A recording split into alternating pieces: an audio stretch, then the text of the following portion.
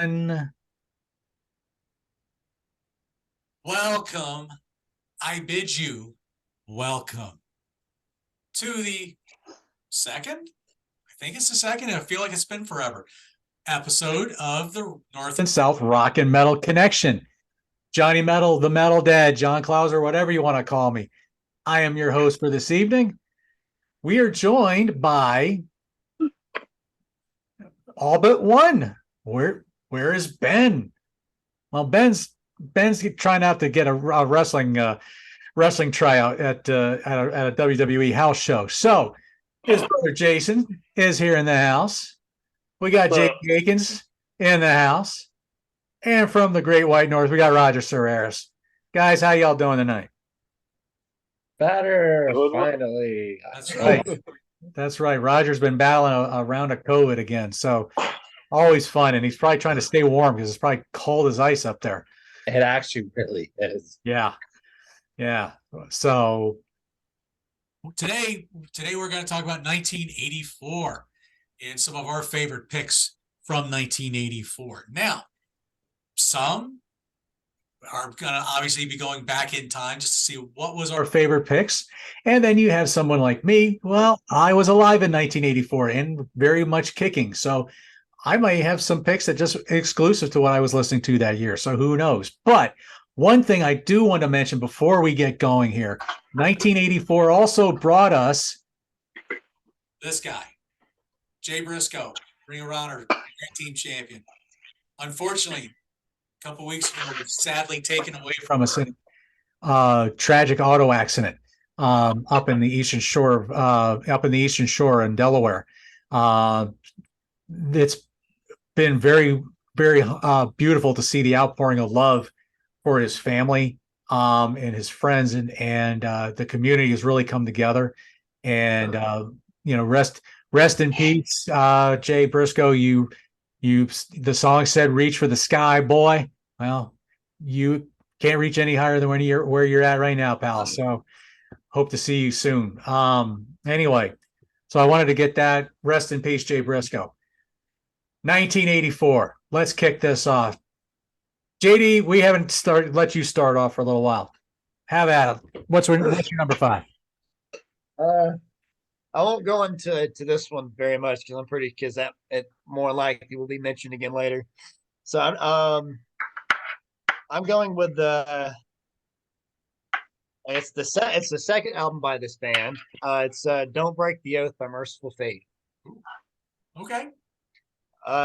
Yeah, I'm not too familiar. I mean, I'm familiar, but not like a whole lot. But like because I know there's the two separate bands that's fronted by by the same person, which I've heard both.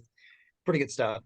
But when I heard this one, I was like, oh yeah, real good, like just speed, jet brashness to it. Bits of progressive elements, I would say too. And I've slowly become a prog guy, so I kind of like when music goes in that. Yeah, it's. I enjoyed it. I thought it was really good.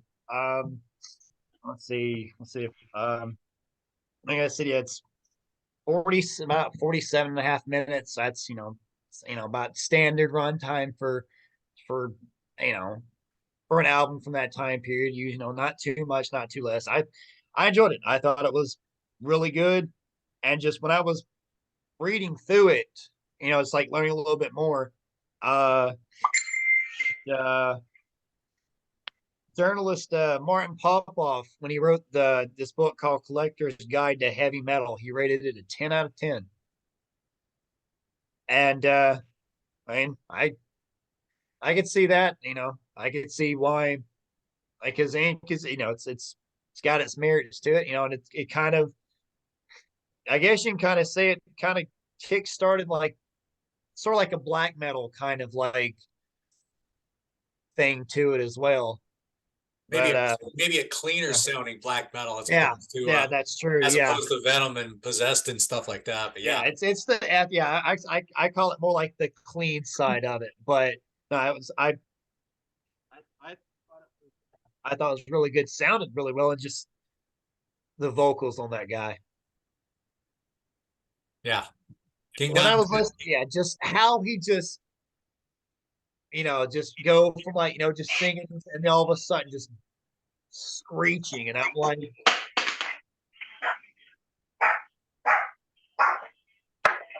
I will say it takes a lot to do something. I applaud someone that can do that and just do it so well and just so like up and just so like quickly the way he did it too.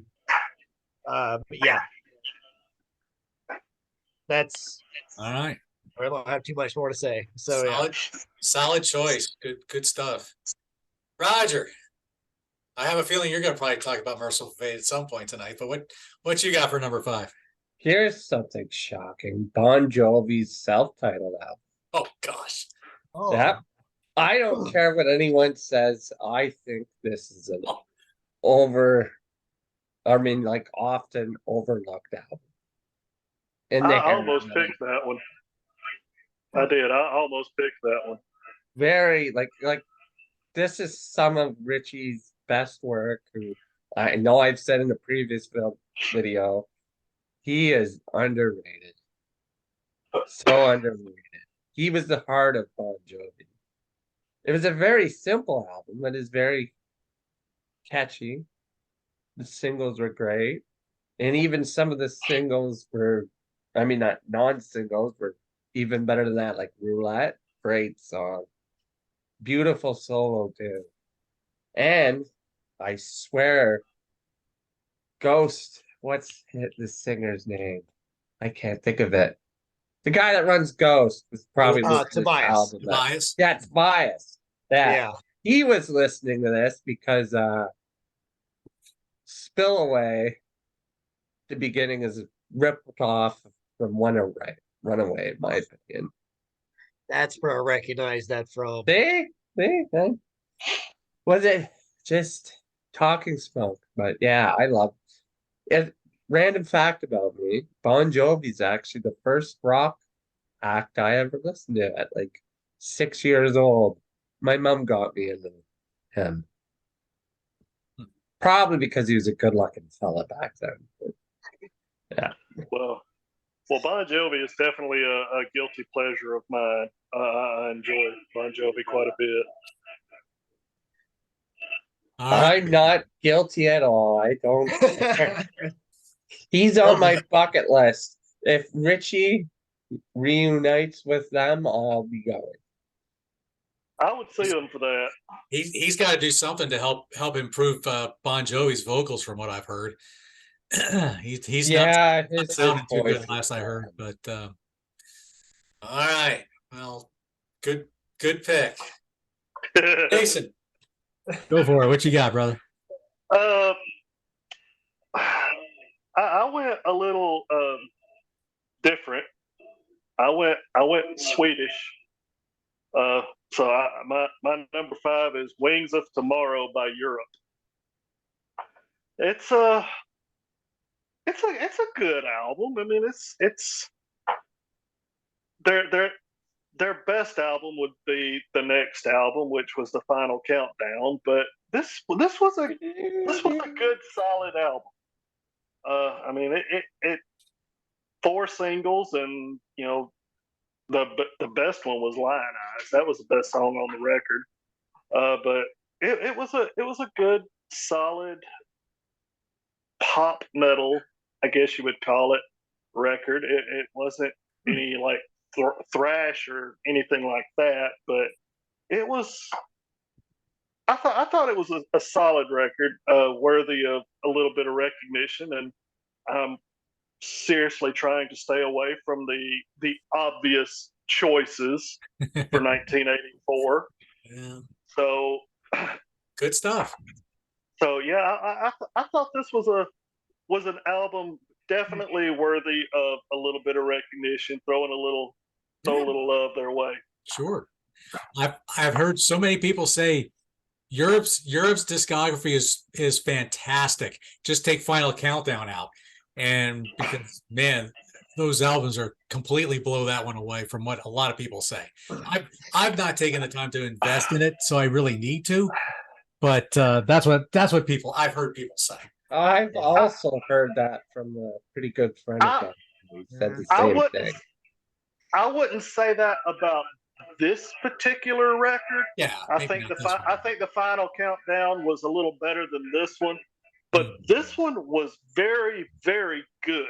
Mhm. Now I'm not a huge fan of Europe, so I need to delve into their discography a little bit more to be able to intelligently say whether or not everything else is better than the final countdown. But I've listened to those two records, this one and Final Countdown, Mhm. and I would say this one, while it's great in its own merits, I would not say it is better than the Final Countdown.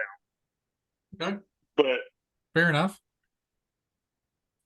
Yeah, You I had too. that as my 5 originally. And then like I said, then I heard the Merciful Fate. I was like, well, that's a bit more of my speed. So just kind of I was actually I was like, well, I'll keep that one as an honorable. Because I was like, I but feel like that one needs a little bit of attention too. So that's good that you said yeah, something. look, dude, Scream of Anger is an amazing song. It's not one of the singles that was released or anything, but it was a phenomenal song. Just I mean, Stormwind got me. Like as soon as they get yeah, going with that song, I was like, oh, I like that. Really good. yeah. Did it start the album? Uh, Stormwind was the first song, Yeah, and yeah, then Scream of Anger, Open Your Heart, Treated Bad Again. That was a great song. yeah. It was like I Uh, said, it was really good. Good, solid. I need yeah, to I give mean them a little bit more. I need to give them a little bit more, like a little few more. yeah. More love, yeah. Like I said, I've listened to the two records. I've listened to this one and the Final Yeah, Countdown, and they're both great. So yeah, I definitely want to delve into them a little bit Okay. more.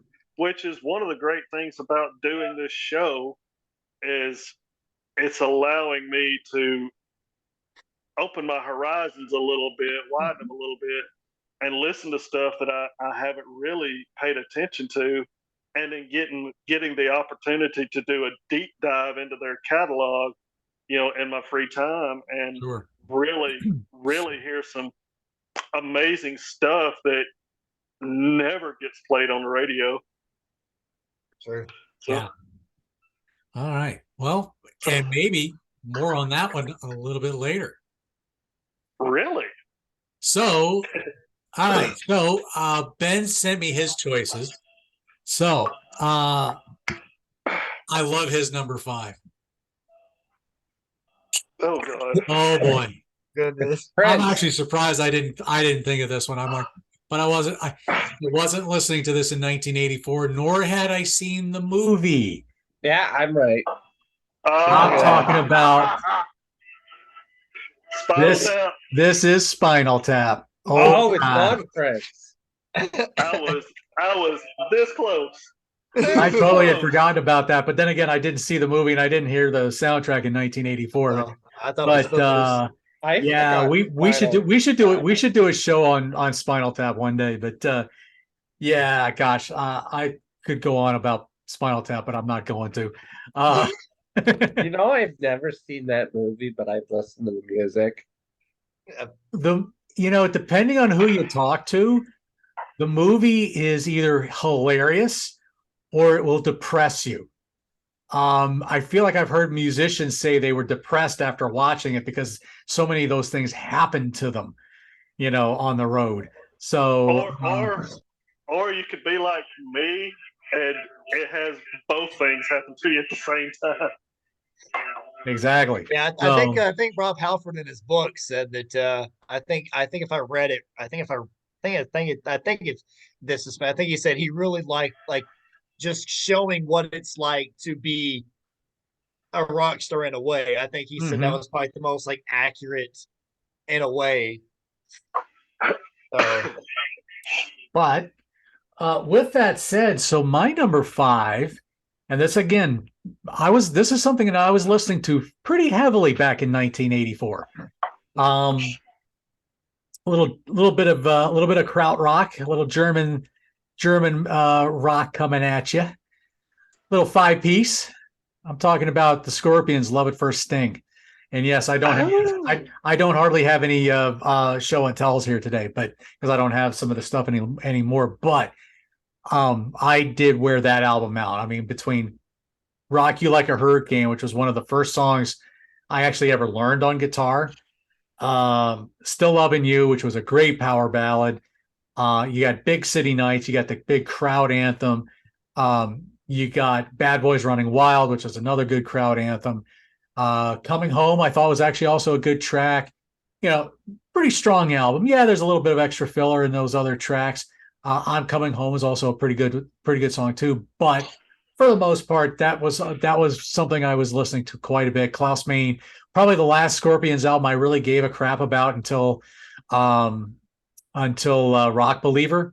Um, I which would, was in our 2022 show. which was in the 2022 show. Yes, I would see them in concert in 1988. Divine Amusement was okay. I liked Live Worldwide Live. I thought that was a really good live set. I like that whole period of the Scorpions. I've never taken the time to listen to the Uli John Roth stuff. I really need to because everybody says that's even better. One of these days I'll get there. And of course, much of anything since Divine or no, Animal, was it Animal? No, whatever the album was that came out after Worldwide Live, I can't think of it now. Animal Magnetism or something. But anyway, that was the last album that I really cared about with them. But that was bad. "Love at First Sting" was a strong one. So with that, let's go to JD. All right. Next pick I went with was the debut album by this Wikipedia calls it heavy metal band, but we know it's thrash. "Fistful of Metal" by Anthrax. Okay. Hmm. It's the one album kind of in Anthrax's, well, minus I haven't really listened to like a whole lot of the mid '90s with what's his name? John Bush.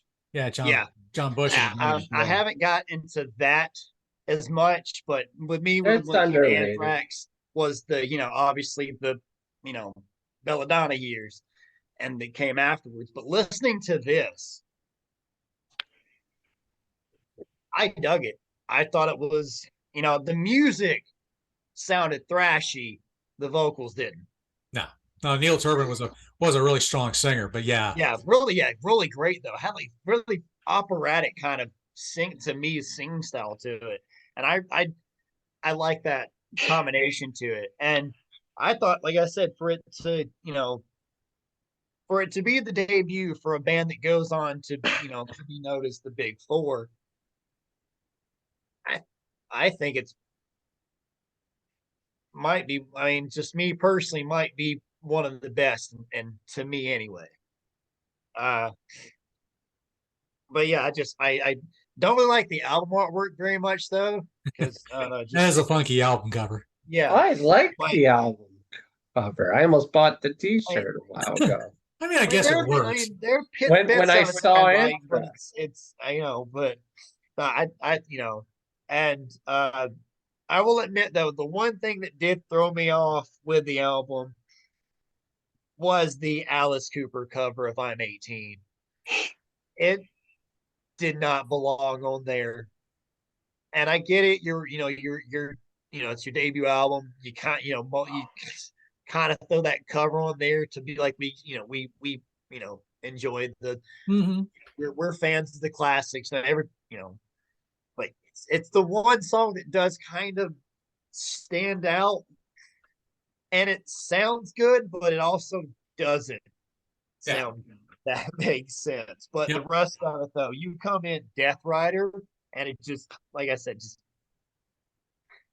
just thrash. And me, it's great.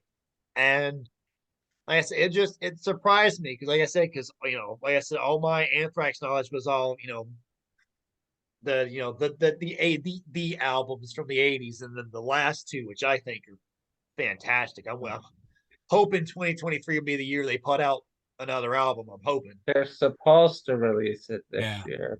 I hope so because I'm Scott's got something up there. I think he is to me is a very like kind of underrated rhythm guitar player. He doesn't get talked about a whole lot. Mm-hmm. That I really He's a noticed. ripper. You know, Well, I yeah, love watching him live. He doesn't stop moving. oh you no, know, he that man does not. He is pure like just watching him play. Just that alone is just that hand. yeah. how You know, it's How Steve Harris is the bass playing of metal. I think I would probably put Scott Ian up there as like the king of just like thrash riffs. Him and James Hetfield can just riff yep. like crazy. You know, And Jeff. I'm gonna give my friend Mike a shout out because up in Pennsylvania, he's actually seeing Anthrax in concert tonight as the night we're recording this. They're doing a tour. I think it's with Exodus and there's Black Label Society. Thank you. Yeah, I that's it. couldn't think of the Yeah. other band on the Yeah, tour. they I think they came around like late last year, and I was like, man, I think it hit Ben up. I was like, hey, dude, I know you don't care about these two, but BLS is playing, man. We should go. Ben wanted me to get a BLS hat for him when I went. I remember, but That yeah, was great. I was front row the entire time. but yeah, I just like Good it's like it's stuff. Death Rider, Metal Thrash, and Mad. Just oh my god, just such good, just Good stuff. thrash, you know. But yeah, I don't want to go on too much longer. But yeah, I thought it was great. I love, like I said, minus the cover, it was good, but Yeah. it felt like it kind of out of place. But other than that, I debut. Rock and roll. Good stuff, JD. All right, Roger, what you got next? Well, here's not a shocker. Merciful Fate. Don't break the oath. And now I don't have to say much because JD pretty much took all my points, which saves my voice because I'm and my wife's getting mad at a video game. That's not shocking. Anyway, I put King Diamond probably top three. Yeah, three in best vocalist metal. He's by far the best one I've seen live. I don't know how that dude. I know I said this previously. I don't know how that guy hasn't lost his voice at all. And for me, the strong tracks from the album were Dangerous Meeting, which was great. Great intro to the album. Gypsy, and Come to the Sabbath, which I got to see him sing that live. And it was great. Rock and roll. Hey. That's good. That's good stuff. Jason, what you got for number 4? I got a debut as well. I went to where are they from again? Germany this time. For a band called Gravedigger. Ooh, okay. Ooh, I like that album. I know what that is. Heavy metal breakdown. All right. So I'm really trying to avoid those obvious picks. So I went scrolling through Wikipedia for albums released in 1984, and I saw this one, and the title and the band name caught my eye. I gave it a listen, and I'm glad I did. It is old school thrash at its best. It sounds like early Metallica, early Anthrax.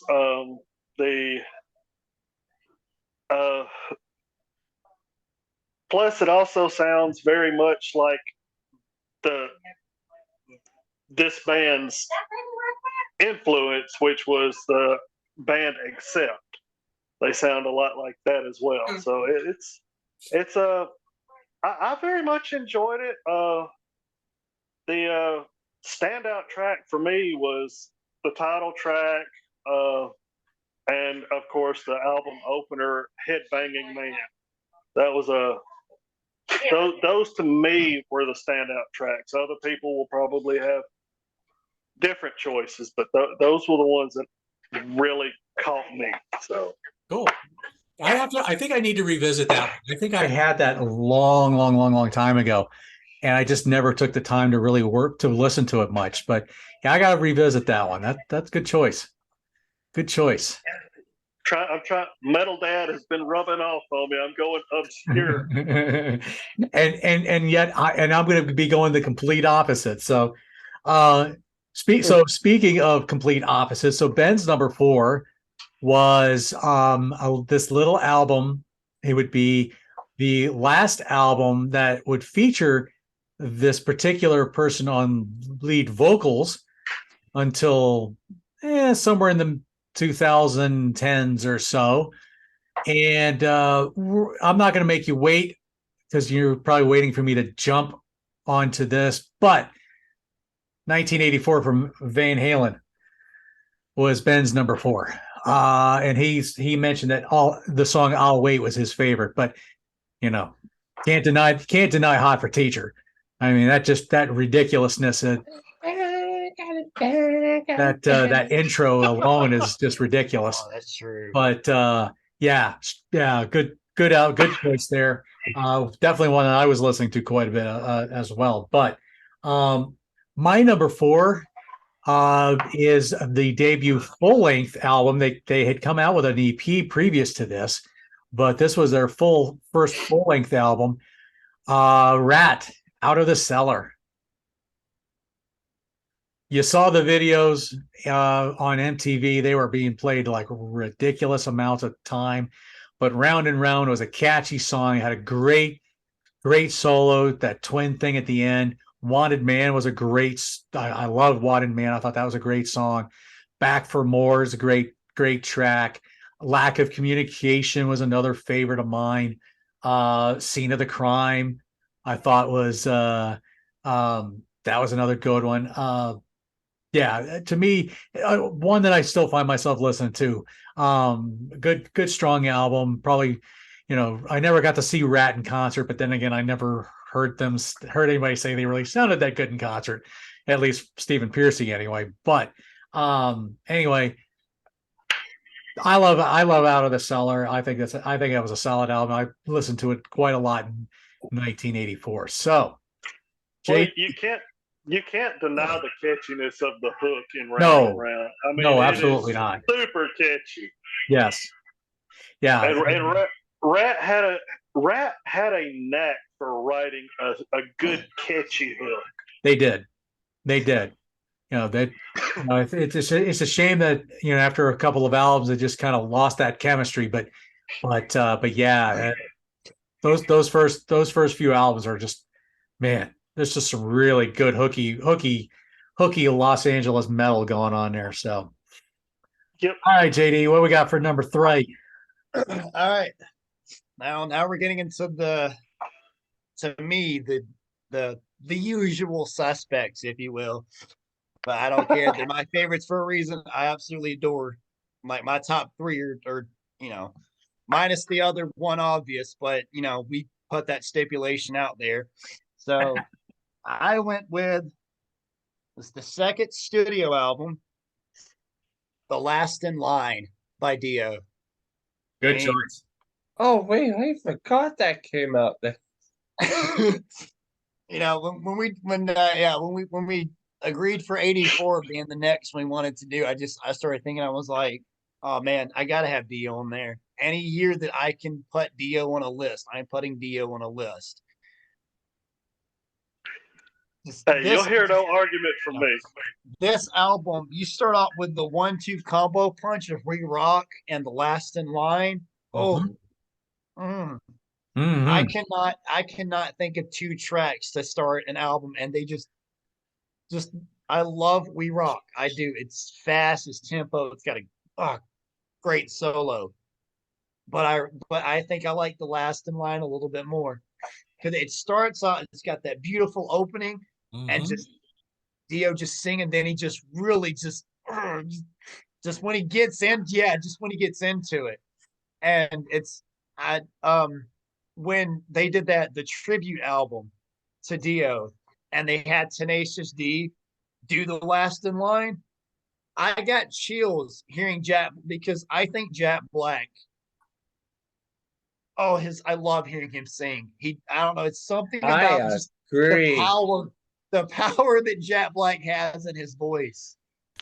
Um, but and getting off track, but just still, like I said, those two. You got Breathless. Oh, I love that track, and then you got the quick up tempo, fast, high speed at night.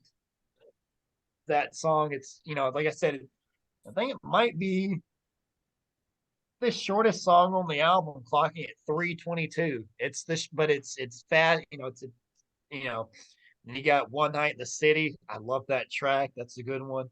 Side two, you got Evil Eyes. I'm a fan of the song Mystery. Honestly, I think It's a good track. Mystery, it to me is like the Rainbow in the Dark for the first album. Mhm. Yeah. You know, but and you got Eat Your Heart Out. But I think ending it with Egypt, the chains are on. I listened to that one recently the other days. I had just my music on shuffle while I was doing deliveries. That came on, and I was just like, as soon as it gets going, and then just it feels kind of doomy in places in a way. It's I feel like if it potentially could have been on the second Black Sabbath album with Dio. I feel like it could have went on there because I feel like it had that same kind of pace to it. That could have probably been a song that probably that was he probably had in his head more likely. To me, it sounds like for a third Sabbath. I mean, even though he would go on to do a third Sabbath album, but at the time, but yeah, just ending with that track, just I don't know. I love hearing Dio. I love hearing him sing. And I recently watched that documentary that they Oh did, yeah. the Dreamers Never Die.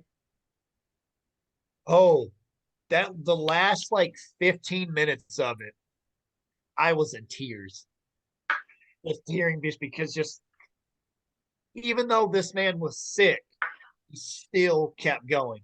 Yeah. He still kept and he performed to the best level that he could to be in that to be the fact that he would be doubled over in pain after the show, but he would still go out there like he had a clean bill of health. Yeah. And I don't think there's going to be another. There will never be somebody like Dio. There never will be, and I have to live with that fact for the rest of my life that I never had the chance to see him perform. Yeah, I never got to see him either. But here's where I'm a little contrarian when it comes to Dio. What attracted me to Dio was Vivian Campbell. Oh, that's true. That That's what is attracted true. me to Dio, and I was probably paying more attention to Vivian Campbell. And so when he left, that's kind of when I Kind of fell off the Dio trail. But to me, I don't know what happened with him and Vivian, but it's a shame that they never could kiss and make up before Dio passed away. That's true. I don't know. Like I said, I don't know what happened with them, and maybe I don't really want to know. But yeah, it's a shame they never got to kiss and make up. So yeah, strong album. That's a good one. So Roger, what you got for number 3? Well, another self-titled album, another hair metal album. I consider it hair metal on steroids. Wasp's self-titled album. While I was listening to my list, the wife said, "How the hell can I go to Bon Jovi and then jump to this?" And it was during the opening track, which I loved. So raunchy. And wrong to crank in your car with the windows down. But that's why I love Wasp. Their themes. This album has everything. It has speed. It has a strong ballad. Another underrated duo, Chris Holmes and Randy Piper. Yep. And Blackie, his vocals are great too. He's not talked about enough either, in my opinion. And there's talk, and he mentioned in 2024 that there's going to be a reissue coming of that album, or there's going to be some big box set that's going to feature demos from that first album that he felt he hadn't listened to in almost 40 years, and or however long it had been, and he'd listened to these demos of like the second and third times that he demoed that first album. He said this was absolutely vicious. And I'm thinking, oh my gosh, how much more vicious can you get than what was on that debut? So I'm looking forward to that. So Yeah, I always love it when bands do that, when they break out a box set and they actually make it worth like looking into, like the Rush Moving Pictures box set that I got with that beautiful live album. It's just, yeah. I love the fact how even the B-sides are strong on that album. Like Show No Mercy is a ridiculous song. fantastic. That song's great. Yeah. I don't think there's a track I skip on here. On Your Knees, another great one. Torture Never Stops is a good weightlifting song for me because I hate going to the gym, and it's probably why I'm still fat. But no, that's because of food. Anyway, Hey, join the club, brother. Join the club. it's okay. I'm down 12 pounds between All being right. sick and eating healthy. So There you go. Yeah, All right. boss. Not going to complain about a lost pick. That's certainly my love there. So no complaints there. Jason, and what you got? random over- fact. Okay. Love Machine is the first song I listened to that I caught my wife singing. Yeah. Way to go, Liz. She'll deny it. Love that. All right. Jason, what you got for number 3? Not so much an unknown or obscure, but not one that I would ever consider being something that I would listen to. But I gave it a shot and was pleasantly surprised. I went with Tooth and Nail by Dokken. Ooh, Ooh, good I want to choice. send this to my friend later. He hates Dawkins and he loves hair metal, which makes 0 sense. Yeah, but they were so Well, much better than most of the hair metal bands. That's Exactly. Lynch. Exactly. Oh, anyway, I'm gonna shut up. Sorry, go ahead, Jason. Well, I mean, it's not a lot to say about it because, I mean, I have nothing to compare it to throughout their catalog or anything because this is the first Dokken I've ever listened to. Never given them a chance. Just never thought I would be a fan because they were lumped into the hair metal category, and I don't like hair metal. So I will say the title track "Tooth and Nail" was great. The opening track, which is an instrumental by George Lynch, it was really really interesting. It was a heavily acoustic with some pretty decent electric riffage over the top of it, and Just Got Lucky was good too. That was a good song. But other than that, I mean, it was I'm it was a good. alone again without you. Oh, I love Alone Again. Me too. I play that for my friend that hates Doc, and every time they come on in the car, I phone him, and he doesn't pick up the phone anymore. Uh, yeah, I mean, it was a good song. I like Bullets to Spare. Yeah. Uh, but it's, I guess I'm going to have to delve deeper into their catalog to really get a grasp on them. But I did enjoy this one. It was a I was really struggling to find something to fill that spot without going into the usual picks. Yeah. But I'm glad I come across this one. It's definitely going to be a mainstay on the playlist. An album I would recommend from Donkey is Back for the Attack. It's Okay, I it's, will. it's got about 12 tracks on it, but George has the song, the instrumental Mr. Scary.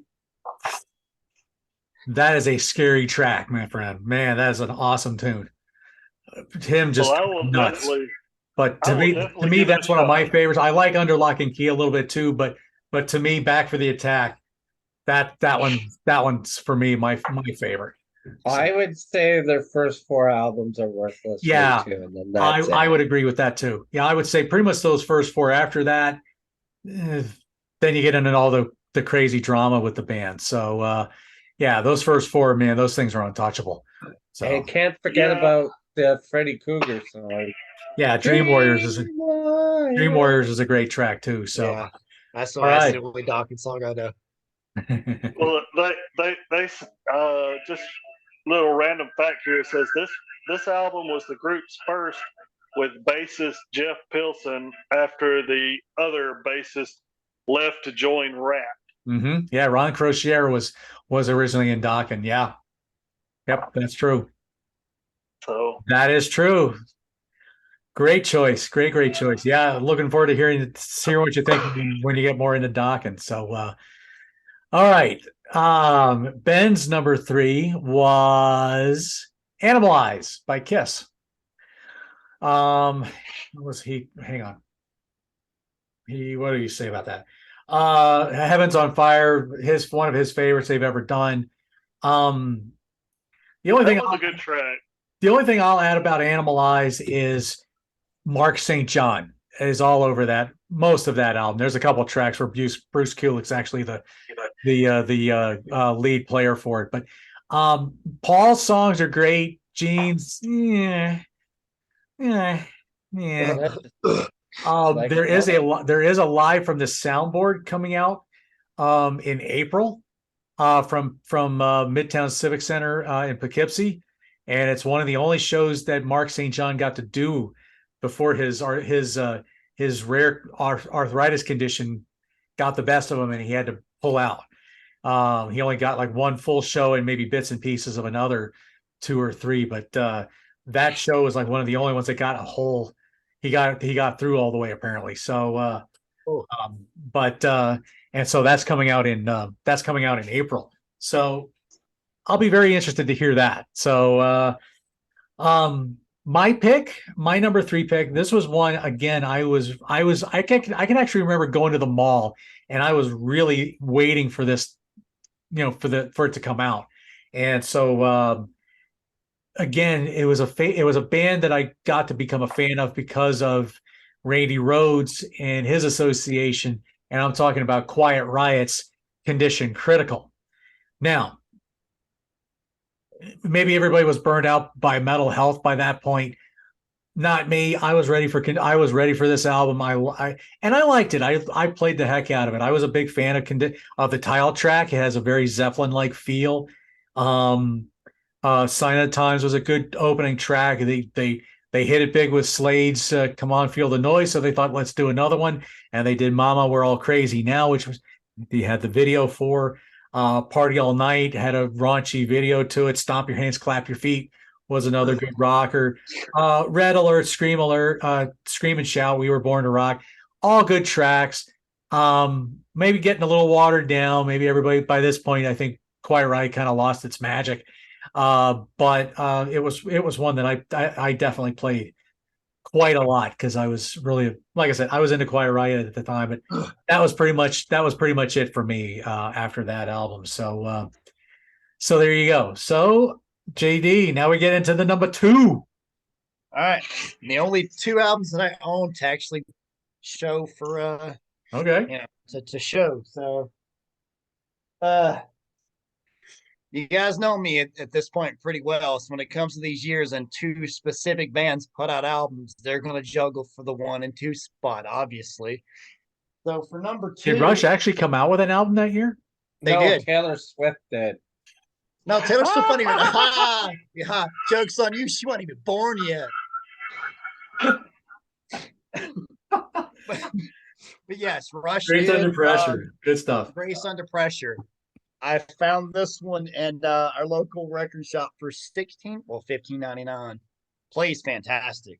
It's just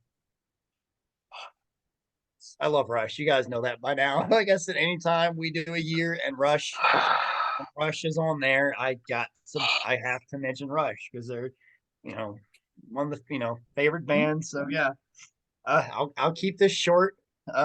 Just when I brought up Signals for 82,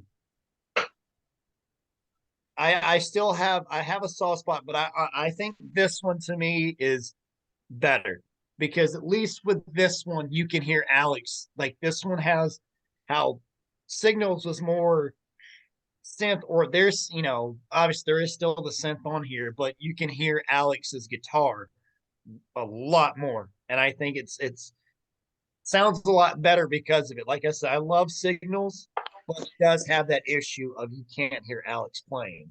You can in some spots, but no, this one you start out with Distant Early Warning. I like that. It's a good opener, good mid-pace song. I love that song. Then you get After Image, which I actually was doing a little bit of research into this one to know a little bit more about the tracks. I was really drawn to this album. To learn that they wrote After Image after like a close friend of theirs who had died. I can't remember how it was. I didn't know it, but when I heard about the situation, the song makes sense because it starts off with and suddenly you were gone. And like I said, it's what I love about Rush. Their songs, Neil, when he writes, there is meaning to it.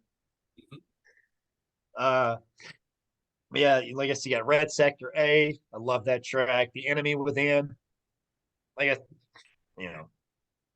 Side 2 has The Body Electric. You got Kid Gloves, Red Lenses, and Between the Wheels. I absolutely. If it wasn't for the other two big 80s albums that they have, I would probably will put this one as my third favorite of their output of the 80s. I love the artwork too. It is a nice cover, yeah. It's beautiful. And got the little shot of the band on the back. Oof. So yeah. Sporting that new wave haircuts. Woo. Oh yeah. Yeah, I think Getty was playing a lot of Steinberger basses at the time too. So yeah, so you can tell that they were getting very influenced, especially Getty was getting very Police were big. He was listening to a lot of the Police, so he was kind of doing his own we're Rush, but we're Rush with some Police, But I don't mind it. Like I said, in my honest opinion, I don't think Rush have put out a bad album. I don't think they have. I listened to, because when you told me to listen to Hold Your Fire, I went back and actually took the time and I listened to the last two albums of the 80s. I like them. They're really good stuff. I mean, it's got a couple of weak tracks, but I don't think it's enough to put the album as oh, this is the worst possible thing. I do not think that they have put out a bad album. The thing about Hold Your Fire is, would I have appreciated it back in 1987? Probably not. 2023, yes, I would, because I've took the time and I've listened to those lyrics, and they were very introspectful on that whole album, and it really made me think about So yeah, this is kind of where I'm at now in life, so I get it. So Yeah, like oh, I said, that's solid choice. yeah, yeah. That's like I said. That's why I love Rush is because Mhm. it's they to me you get a story out of it, and in a way, a lot of their albums to me, like I can. It's not a concept album, but I kind of feel like it It slightly should is. be. I think a lot of Rush albums kind of have that sort of concept, this feel to it, without it being the concept album, because the Right. songs all have that same great flow to it, and like not one track, like it flows together really well. Like I said, and I think that just these three guys, I always keep saying, are geniuses. And They were and masters it's and it's of their craft. and it's sad that we're not going to get to see those three ever again. I know. And it's great getting to actually see, like, looking at like videos on YouTube of like Alex and yeah just randomly popping up now, Yeah. and just we'll tinker a little bit, we'll play a little, we'll play a song live for like these big events and everything like that. And when I saw that they did the South Park thing last year, and I saw them do they did Closer to the Heart, I cried. Yeah. Because it was just hearing Gaddy sing it, and he struggled a bit, but he still was. And I'm just like, how after all these years can Gaddy still just do it? And I'm hoping that they do something special with this. If like when 2024 comes around, because if they do, even if it's just like a different cover, Hmm. a packaging cover or something, I'd buy it, because I love the covers that they've been doing. But they might not. Probably not, because I don't really think it was. I don't know if it was that big of a seller. Yeah, It I might. don't I don't know off the top of my head, but all right, Rush fans, there's a topic for you. Yeah. Could they do But something? yeah, listen, like, yeah, in the comments, let me know. School me a little bit more so that way I That's can right. learn more about this beautiful band. Cool. Roger, what you got for number 4 or number 2? Well, yeah, I was just gonna say, well, number two, which is probably gonna be talked about a little bit more. Power Slave by Iron Maiden. I don't know how this isn't number one, but if you watch the show, you know why. But not a bad track on this album, like I said before to other albums. But just this is like metal perfection. Yep. Especially Rhyme of the Ancient. That song is even the filler is it's like, why the hell did they put that in there? And it fits perfectly still. And that That was a, song is and a that was master. and it was amazing to watch them play that live. I hope I get to see that one day. And how haven't they played Flesh of the Blade yet? Or That the song. Duelists. That's Or what the I want Duelists. to. That's what I'm Or saying. Back to the Village. Yeah, I think like, that whole album is you're right. The whole album is fantastic. and they have the best opening track of any album that ever. Aces High. Song is great. And for years I played 2 minutes to midnight, 2 minutes before midnight at every New Year's Eve, except this year. It kept me looking forward to the new year. But what a great album. And I actually just revisited Back to the Village, or Back in the Village. Great song. I never really, in Duelists too. Anyway, I'm going to let other people speak about this because I'm sure it comes up. I'm sure one of us is going to talk about it. Okay, Jason, Yo, let's see what you got for number 2. I went with an old friend, old faithful. Okay. I went to the UK, and my old friend Saxon was there with their album Crusader. Oh yeah.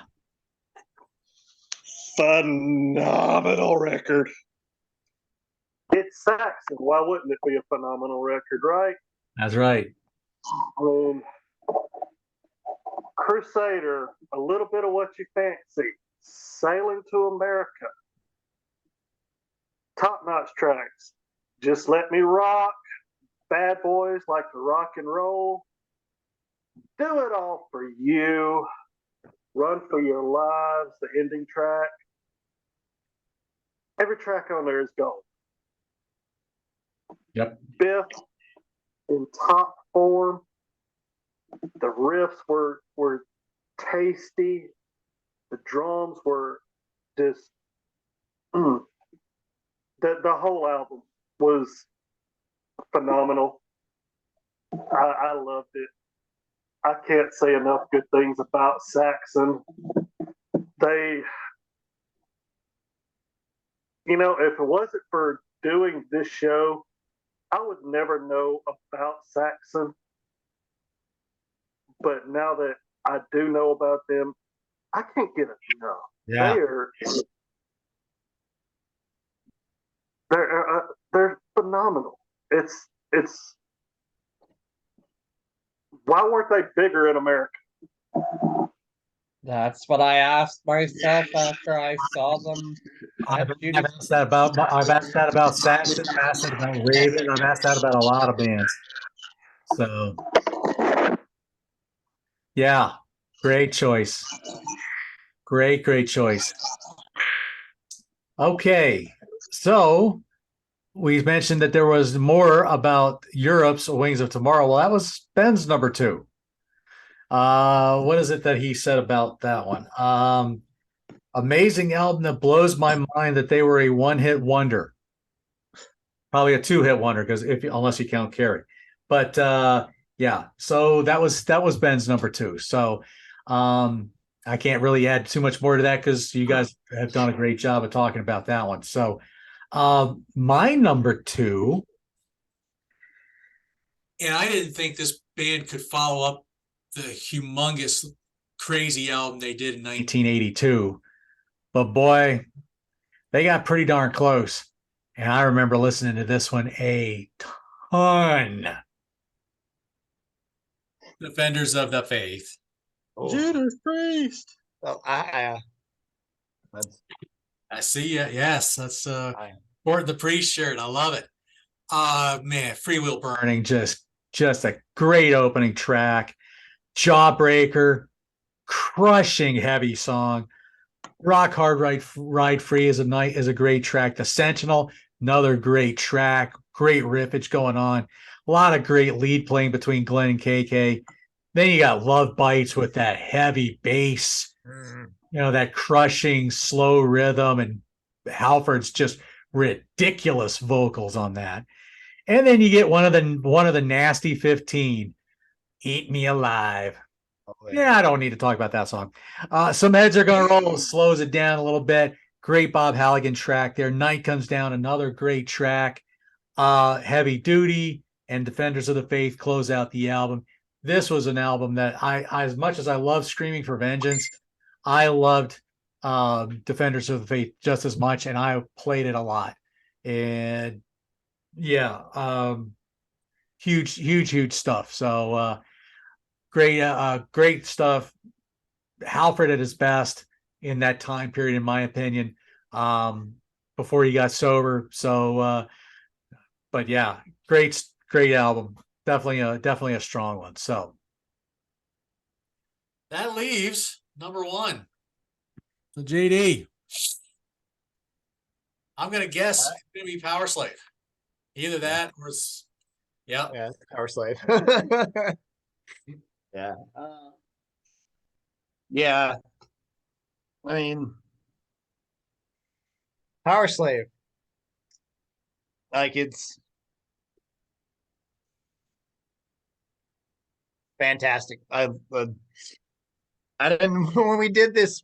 Luckily, when we were doing this show, I didn't have to really listen to it because I've heard it a thousand times from start to finish. Yeah, just like you guys said, like I don't know, like it's like they never played Flash the Blade. I think that is just the opening riff. I can't get enough of it. I hear that one and I just keep thinking it's like, how come that one was not a bigger track? Because it's got what we love, what makes Maiden Maiden. You got the dual guitars, you got the heavy thumping bass, Bruce just singing and just giving it his all. And like Roger said, you start us off with Aces High. Like there's a reason why every tour that's kicks it off, because it's the song. And then you got 2 minutes to midnight right after it. Like those two back to, it's like, to me, it's the whole We Rock Last in Line. When you see them in concert, they usually played those two back to back usually. And that was what I thought was weird about when we saw them in Atlanta, was they did that. And then what, Revelations? And I then think they did like Where Eagles Dare, and then they that was, yeah, just it threw me off, because like I'm used to hearing, as soon as Ace's High ends, you come in with the 2 minutes to midnight riff. Mm-hmm. But they Steve knew something we didn't, I guess, for that tour. But yeah, you got the great instrumental, Lost for Words, I guess is how you would say. Great. It takes you back to like when the first two albums, when they did instrumentals, and then the first two, and plus it's the first album with a consistent lineup from the previous. That's true. But yeah, I would kind of consider this, like I said, like the thing with Grace Under Pressure. I consider this to be, in a way, a loose concept album, sort of, because it's consistent sounding all the way through. It sounds like it's just one track, just kind of sort of played, because you hear a little bit of something in one track. It's like, ooh, and then they're like, oh, you like that? We'll throw it in another song. Kind of, it's brilliant. Yep. And I'm just a sucker for when a band does a title track. I like Power. I do like Power Slave. It's, but I would have to say my favorite track off of it is the closing track, Live of the Ancient Mariner. Amazing song. As I said, that was amazing to watch as a 15-year-old kid, seeing him up in Pennsylvania and at the fairgrounds with my friend. Yeah. That was just, when I tell people that know, but it's like, well, what was the song you recommend? I said, I know it's a lengthy one. It's a bit lengthy. And at the time used to be their longest song that they ever put out, until Bruce was like, I'll top you. But no, I think I love that whole album. Like I said, especially Rhyme. To me, Rhyme is what makes the album what it is to me. The two tracks and the closing track. I love everything in the middle, but just those three tracks to me. And like I said, I will always continue to, when I hear Rhyme with Ancient, I get pumped up every time, no matter if I'm hearing it on the studio or if I hear it from when they did that big tour back in 2008, Somewhere Back in Time tours. I have a good portion of majority of the actual like official live releases that they've done. The only one I don't have is the Beat Over Hammersmith and the 2021 they did, because it was awful. But well, I think I highly recommend picking up the Number of the Beast reissue that has Beast Over Hammersmith. Yeah, I've been thinking about that, because I would like to, because like I said, it's the only, like I said, minus the Knights of the Dead, but even hearing it from that 2008 tour, still sounded fantastic. And I think that is my favorite live album that they've granted it's a hits album, but I think it has all of my favorite Maiden songs are on that live album. And I think, to me, because Ben had to go on the slight little tangent. Ben and I talked a lot about, before we did the show and everything, we would talk about Maiden a lot, and we would always go back and forth all these like ideas. And he was always like, "What is your favorite like put together your favorite set list? Like, what do you think a set list?" And he sent me his, and I was like, "Dude, it already exists."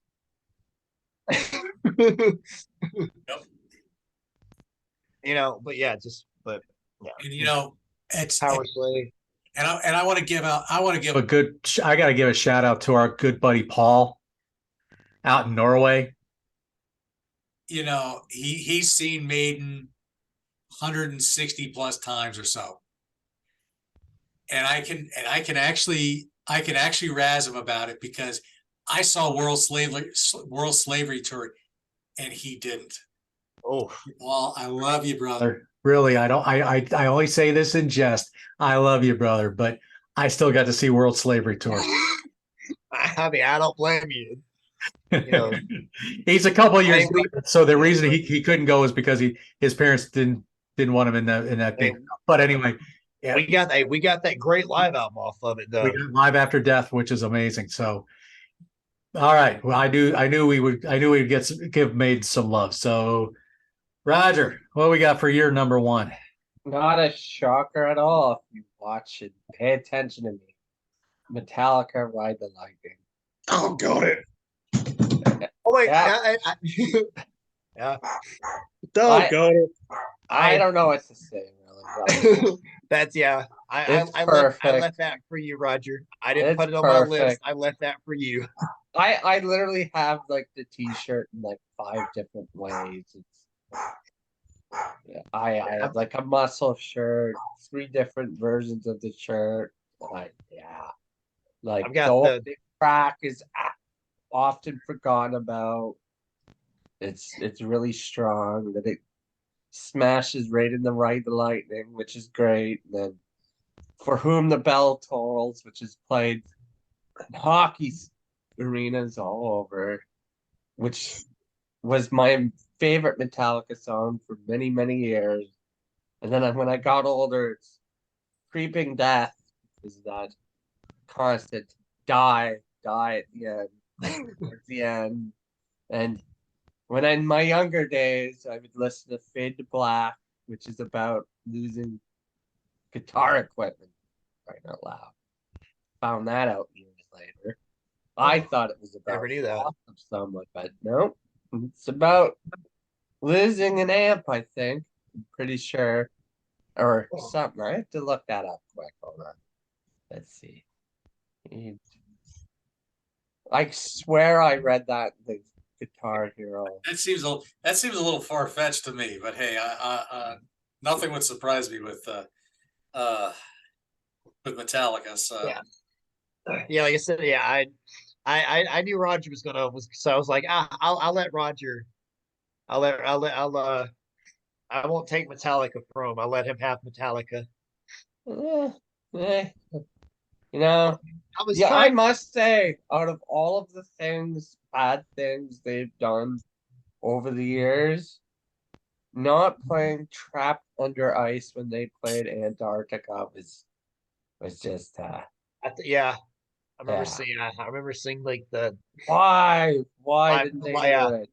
live stream of that show, and I was like, wait, what? You're literally playing on ice right now. Like, why not? let's see. Background. Okay, Fade to Black background. Okay, so let's see.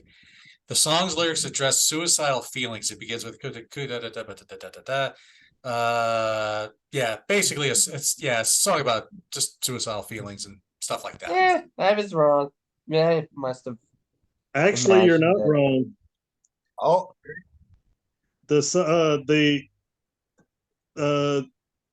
2003 Lars Ulrich recalls how he and vocalist rhythm guitarist were obsessed with death at the time of the album. So Hetfield later admitted that a break-in to their gear truck resulting in the loss of his favorite Marshall amplifier also contributed to the mood of the song. oh, See? Interesting. Wow.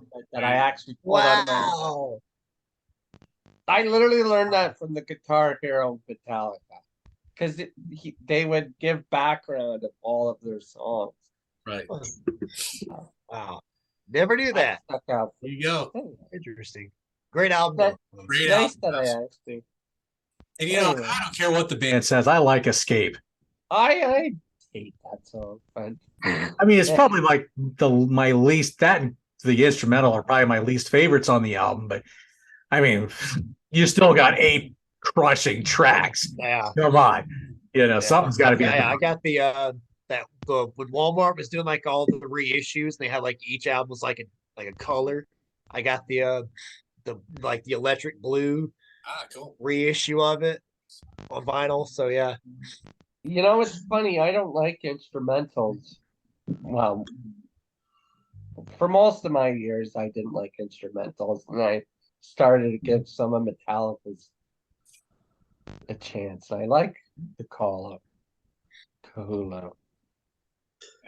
Yeah, they, Well, they, see, bust out, they bust out some good instrumentals. I like that one because I first got into the Call of Cthulhu, or however you say it. I got into it from watching the S&M, the first S&M concert. I had it on DVD, and it would go from the Ecstasy of Gold, which is from the Good, the Bad, and the Ugly. It would fade from that directly into the Call of Cthulhu, and that with the symphony was simply amazing. So that's when I started really getting into that particular instrumental. I'm not a big fan of instrumentals, but I liked that one, especially when it was done that way. Yeah. When the instrumental isn't just wanking off to wank off, and it's Right. a really good story along the way, then that makes for a good instrumental. Even epic ones like that one. You know, I like Orion just as much. You know, I think To Live to Die, I think plods a little too much with that. Dun, dun, dun, dun, dun, dun, dun, dun. Yeah, I think it plods too much with that.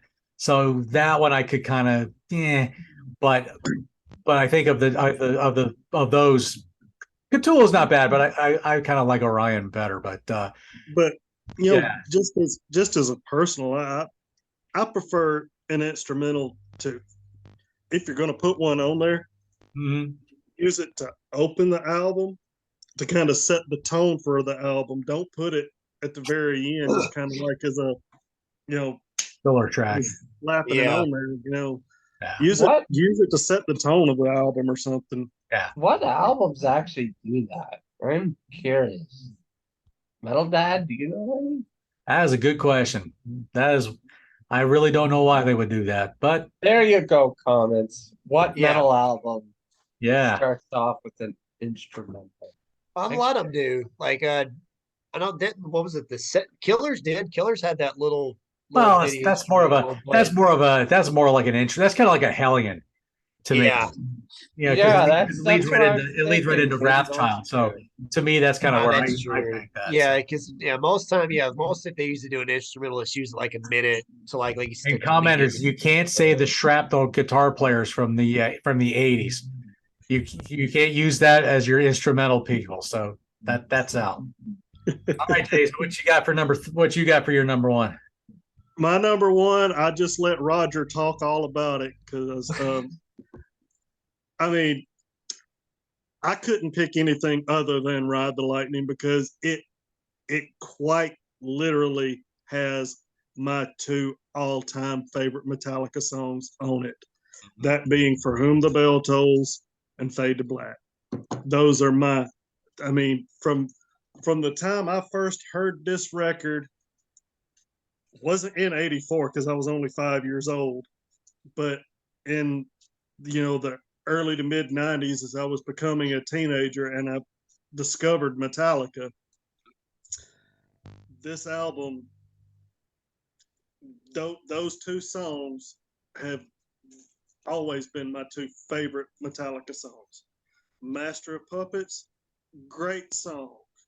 You know, the Black Album, great album. In my opinion, some people might not share that. I thought it was more of just the evolution of the band. They were growing artistically, but this one, this was always my safe spot, was Ride the Lightning. And yeah, I mean there was, like Roger said about himself, there was no choice. It had to be Ride the Lightning was number one for me. But I let him speak about it because he well, it was his turn first, but anyway, yeah. This is how I drew the luck of the thing here, but Hey, it's okay. It's fine. great stuff. All right. Well, Ben's number one. Maybe no surprise to Jason. Perfect Strangers by Deep Purple. Richie Blackmore just being a genius, which I would agree with that. Knocking on Heaven's Door. No, Knocking at Your Back Door. Excuse me. Knocking at Your Back Door. Great track. The title track, Perfect Strangers. Solid song. I'm personally not. I have the album, but it's been so long since I've listened to it, so I haven't really caught up on that one lately. But I know, man, Knocking at Your Back Door and Perfect Strangers, those two songs I played the heck out of. So anyway, so that was his number one. So my number one was this album for me was just something that as soon as I saw the videos, I was just all over this particular album. And they were on MTV all the time. They had the catchphrase, What do you want to do with your life? We're doing some Twisted Sister. Twisted Sister, Stay Hungry. Those songs were probably some of the first songs I ever learned on guitar. between We're Not Gonna Take It and I Want to Rock. Those I wanted to learn how to play those songs on guitar. So and that was my initial introduction with that. But yeah, I hadn't gone back to You Can't Stop Rock and Roll or Under the Blade yet at that point. But Stay Hungry, man, I was all over that thing. The title track, just great opening track. Then of course, We're Not Gonna Take It. Just the hilarious video that goes with it, especially if you watch the long form version of it. Then you have Burn in Hell, which is a great track. Then you have the kind of the horror medley thing called Captain Howdy, and then you had I can't even think of the second part of it, but there was like a two-part thing, and that was kind of a cool thing. I kind of like Captain Howdy better. Side 2 kicks off with I Want to Rock, great track. Great fist pumping track. Who didn't want to bang their head against the locker room after, against their lockers when you got back to school? You get a ballad in The Price, which was a great track. Don't Let Me Down, another good song. Of course, the album ends with SMF. You gotta love SMF. I know there's a track I'm missing here. What's the one track I'm missing here? It's on side 2 and I can't think of what it is, but The Price. no, it's not The Price. I already said that one. The Beast. The Beast. That was another heavy track toward right before SMF. Yeah, that was another killer track. But man, I absolutely loved that. I love that Twisted Sister Stay Hungry album. That was a big heavy favorite for me. And it's just a shame that Come Out and Play would come out, and I just didn't want to go there. So I never got into that album. So anyway, there you go. We got some solid picks there. That was a lot of good stuff here. Yeah, we got a lot of usual suspects. We got some good surprises here too. So come on, folks. What you got from 1984? What was some of your favorites? I know some of y'all were expecting me to pick Wasp. And yes, I should have, but I went with everything I was listening to in 84. I wasn't listening to Wasp just yet. But anyway, that's neither here nor there. Like, share, subscribe. Let me know what y'all thought. Guys, I want to thank Roger. I want to thank JD. I want to thank Jason. And I want to thank Ben, who's in Columbus, Georgia, watching some wrestling right now. And I think he just saw Ric Flair walking down that aisle. But anyway, this was the North and South Rock and Metal Connection. I am the Metal Dad, Johnny Metal, John Clauser.